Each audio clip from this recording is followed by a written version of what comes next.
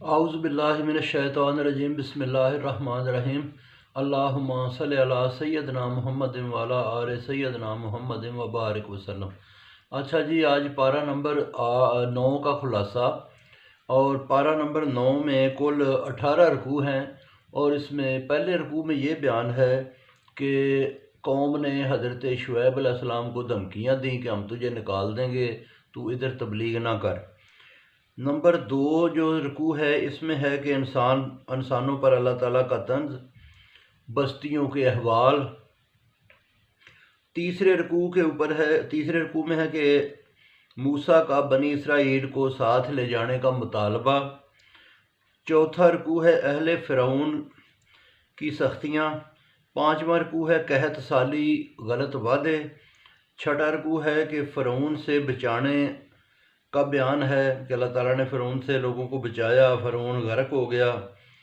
پھر وہ حضرت موسیٰ کے ساتھ جو ہے نا ان کے سردار کوہ طور پہ گئے، انہوں نے اللہ تعالیٰ کو دیکھنے کا مطالبہ کیا۔ اللہ تعالیٰ کی طرف سے جو ہے نا وہ ایک ایسا نور آیا جس کی وجہ سے جو ہے نا وہ ایک پہاڑ پر تجلی پڑی، پہاڑ جل گیا، موسیٰ بے ہوش ہوئے، وہ بندے سڑ گئے، حضرت موسیٰ کی دعا سے پھر زندہ ہوئے، یہ بیان ہے۔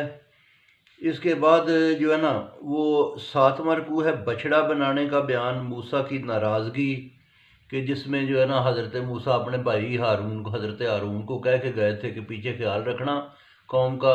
انہوں نے جو ہے نا وہ کہا کہ جی لوگ جو ہے نا وہ اتنے اچھے چیزیں بنا کے ان کی پوجا کرتے ہیں، ہمیں بھی کچھ بنا دے۔ سامری جادوگر نے بچڑا بنایا، ٹھیک ہے جی، واپس آ کے موسیٰ نے اس کو جلایا، ناراض ہوئے، اپنے بھائی کو پکڑا، تو یہ بیان۔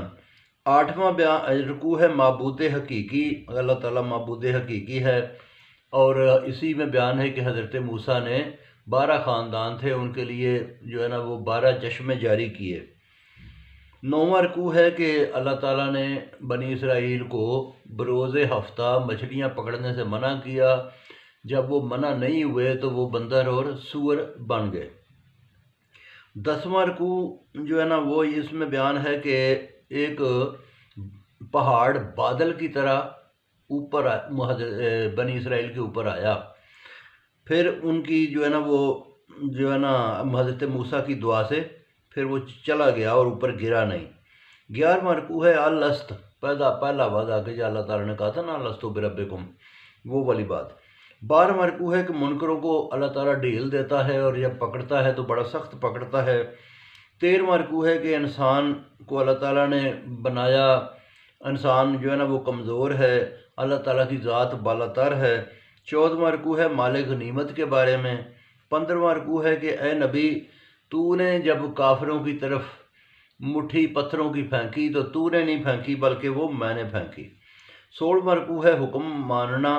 17واں رکوع ہے کہ ہجرت کا بیان، اور 18واں رکوع ہے کہ اے نبی مسلمانوں کو جہاد کا شوق دلاؤ۔ تو یہ کل اس میں رکوع ہیں، باقی پھر سناؤں گا جی، بہت شکریہ۔